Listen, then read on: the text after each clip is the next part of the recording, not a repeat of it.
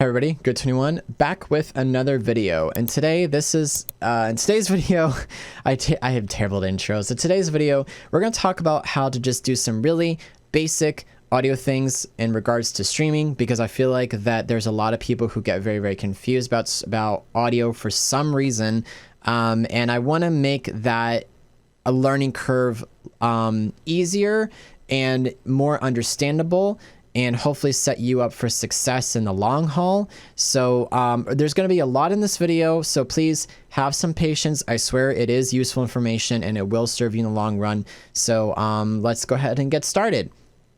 What I want to talk about first of all is basically people will plug in their microphones and they don't do anything with it, and it's kind of like Windows by default sets your audio to like 100%. I wish it was a decibel measurement instead of like a percentage that doesn't tell you anything what 100% actually represents. But we're going to head and talk about, let's just say that you plug in your microphone and you notice that you're pegging a lot. As some people said, they call it being scuffed. The actual term is peaking. And we're going to talk about basically how to curb some of that peaking down so your microphone doesn't do that. So we're going to head over to my desktop. And what we're going to do is, you can follow along with me and pause the video if you need to. We're going to head and hit start on our keyboard. We're going to type in change system sounds, and there's a menu option here. You can go ahead and click on this, and this will bring up a new menu. In this menu is your playback, recording, sounds, sound profile for your particular profile in Windows. Don't worry about that. In communications. The two tabs we're going to be focusing on today are our recording and our communications. Now, to be honest, I don't know what communications was supposed to control, because nowadays, obviously, Windows carries over a lot of legacy stuff. We know this just from, like Windows XP days all the way to Windows 10, and there's a lot of legacy things in Windows that we don't really use as much, at least from my understanding, we don't quite use as much. But there are still some legacy things that can affect audio. My first inclination would be to tell Windows not to try to reduce the volume down of other things by itself, but to simply do nothing. So you can go ahead and click nothing and click apply. So if you've done that, you're done here. Let's move on. The next tab is our recording tab. And inside a recording tab is a series of various devices, which would basically include our microphones. If you have for example, I have as you can obviously see it kicked in here, I have a microphone on my Astro A50 headset that I don't use. I've never really used, honestly. I have my Cam Link, which apparently is picking up some audio from my video camera, which I find that interesting. My Elgato sound capture, etc. So you'll see all the devices listed. So let's just pretend that we're going to select your particular microphone. And again, this is a follow along, so please follow with me if you would. In my particular case, I use the line in on the back of my motherboard. My particular setup is that I go from this microphone here to my mixer, and then it goes to my compressor. I have a hardware compressor, and then it gets sent along cable to the back of my motherboard, and then finally picked up by OBS. Now so what we're gonna do is select your microphone and left click on properties and head over to the levels tab. This right here is the key point. What can end up happening is that Windows, genuinely by itself, sometimes of no fault of our own, will either default to 100% for microphones, or will slowly inch itself up, even if you've told it not to or just asked it not to. I believe this is a bug in Windows. If you feel that that is what is happening, that you are peaking in OBS, you can head over to the levels tab and turn it back down to whatever percentage works. In my case, it's 85 because I have so much signal that I'm sending from my compressor and mixer that it's overbearing for the input. And so I turn mine down to 85. I found that that is the best volume, as you can obviously hear. So you can change it down to 85, 75. I would say between 75 to 85 are like the happy mediums between the two volumes, or the two levels. They just seem to work pretty well for most case scenarios. And the advanced tab, this basically changes the sample rate and bit depth. Most things are in 48 hertz, 16-bit. However, I am a bit of an elitist when it comes to audio, and so therefore I do 24-bit, 192 hertz. Because I like that higher sample rate. It just means that there's more data in the audio and it sounds a little bit better. Very few people seem to notice the subtleties, so if you don't have this option, if it's not even there, don't worry about it. 16 and 48 is perfectly fine. 2-channel, obviously, most microphones are usually 2-channel. Sometimes they're just 1-channel, but usually most professional mics are 2-channel. So you are basically done in this tab more so. Now, a quick little tutorial inside a tutorial, a very easy way to shortcut not just your playback, or not just your recording, but also your playback, is to install a really cool utility called Ear Trumpet. And it is a free utility inside the Microsoft Store. So if you hit start, hit Microsoft Store, go to search, type in Ear Trumpet. I can't spell, that's okay. Okay. Here it's spelled, it's basically one word. Ear Trumpet app, click that. You can then install it. It is free. Don't worry about the offer in-app purchases. It is a free application. Then install and click launch. It has a quick little tutorial about how to use it. And then what I did was I took the Windows icon that's my normal default icon everybody's used to seeing. I just shoved it in the little flyout menu by just dragging it from here to here. And then I have Ear Trumpet basically here. And to get to your playback devices, you can right click, left click on Windows Legacy, left click on recording devices, and that will then pop up. We're back to the menu we were before. So that's a quick little tutorial inside a tutorial. So there you go. But let's just say that you've done that and you still don't have you're still kind of like yelling / like it's, you're, especially people who, if you're very expressive with your voice, like I am very expressive with my voice when I stream. I have a tendency to yell, like not like yell, but like enunciate for sake of antics and being a little bit of an animated person and such. And so this is where you can then play with something such as a compressor inside OBS. So I'm going to head and pull OBS to my main screen, and there's going to be a bit of an infinity mirror sort of effect, but bear with me here. So going back, so this is now my OBS, and we are going to right click on our speaker icon and left click on filters. Now I've already had these popped up in here. They're not enabled, but they're here in case I do want to enable them. Let's talk about the compressor. A compressor is basically a way to tell OBS to automatically turn down the volume of something. And then it will just, and then when it's, when you sort of calm down and I'm not yelling, then it goes right back up to its normal level. So you have a ratio and a threshold. So the threshold has to do with, and this is where understanding decibel levels comes in. Like this would be set to 36.2 decibels. So that means in this meter, around, between 30 and 35, or even before that, between like 35 and 40, it will start triggering the compression, and then the ratio is how much of a compression will go down, so, or how much of a volume it will compress. So let's go ahead and just enable it. And now it's enabled. And my voice might sound a little bit different, but let's just say I'm really, really, really yelling and I need to not yell, and I need to tell my compressor to really squash that signal down. And then I can tell that I can tell it how much compression we're going to do. So as I go up and up and up and it goes more and more and more, it's going to start slamming that compressor really, really, really hard.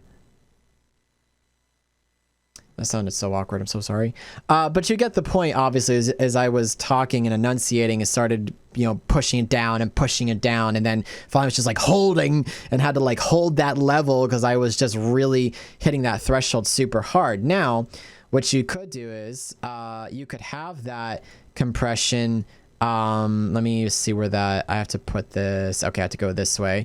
I can then turn up that compressor if I want to, so I could have this really high compressed signal and sound like the way, however this is going to sound in post. But I could then, boost my compression, and my light, speaking of boosting, my light just randomly compressed itself. Or, haha, fix that. Things that happen when recording. I could then, jack that compressor volume up, but obviously I don't need to because, I don't need to because I already have a hardware compressor. But that's basically what compression allows you to do. It's the threshold, which it triggers, and it's how much it compresses or how much it turns that volume down, and then you can then raise that whole compression signal up or down. There's a really good video by... Actually, I don't remember who it's by. There is some really good videos that explain compressors because I think there's different ways of doing it. There's more advanced compression you can do that is either in plugin or hardware form. But there you go. The other one is noise gate. And again, you can add a noise gate and by the way, so in order to add all these, I didn't explain this. I'm so sorry. In order to add all these, you can hit the plus icon and then pick either noise gate, limiter. You can add more gain if you need to. You can add an expander and compressor. For the sake of these tutorial videos, and also because of my current knowledge base, I am unable to explain what a compressor and limiter and noise. I mean, I know what a compressor is, but a limiter and a compressor are, I believe, two different forms of limit. Like compressors limit a certain amount, and compressors like actually turn down the volume. Again, there's more advanced videos that I would suggest you go look up yourself because my knowledge base does not go that far at the moment, so I will not be discussing those in this video. But there is a noise gate. Now, I'm going to do my best to explain noise gates because I have a physical hardware compressor that I do. It already has a noise gate built in. But basically, just to explain it, a noise gate, you set a threshold at which it closes. It's sort of like, think of it as closing off water. You turn a valve and it closes off water, or it lets a little bit of it through, or like, something like that. It's kind of like that, where, you open it all the way up, signal constantly goes through, then you change the threshold, and then it turns closes the signal off. And that's, in summary, what this plugin does. Where the correct open and close thresholds are really up to you. So there's a point which it opens and the point which it closes, and you have to balance between the two of them. And then there's attack time, hold time, and release time. Hold time is how long it holds before it then, I believe, closes the signal. And then attack time is how quick it reacts, and then release time is how slow. So you can have like, a nice kind of like a fade in, fade out sort of effect and stuff like that. Now, I wanted to cover this really quick. Hopefully I can cover this really quickly. You'll notice that this has a sidechain / ducking source. Let's talk about that. In my computer audio, I have several compressors, actually. I have a normal compressor just in case a video game that I'm playing just... Like if I'm playing Valorant, it just goes bam, bam, bam, bam, and you just hear the gun just, roaring away or whatever, and I'm not able to adjust it on the fly.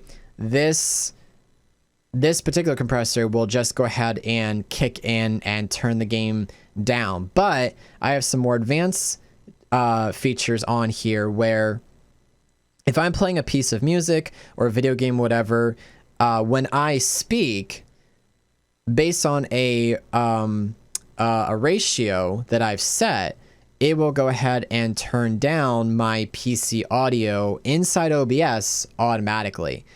This is great for if you're playing games that have a lot of noise, like constant noise. Sea of Thieves is an example of this.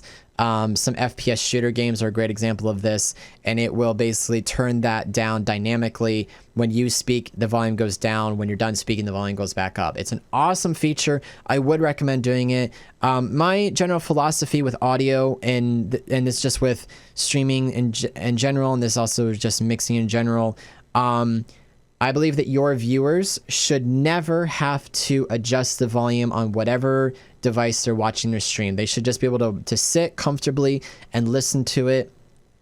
And, you know, they don't have to be constantly like, oh, I got to turn it up. What'd she say? I got to turn it down. Like, you shouldn't have to, your viewers shouldn't have to do that. It's really frustrating, and it creates a really uncomfortable experience. It's not enjoyable. It's not fun. I really don't like streams that just where they can't control their volume and they don't know what they're, I mean, I understand everybody understands the same things that I do. I totally get that. But this is hopefully to help any other future beginning streamer understand that your viewers should not have to adjust their volume.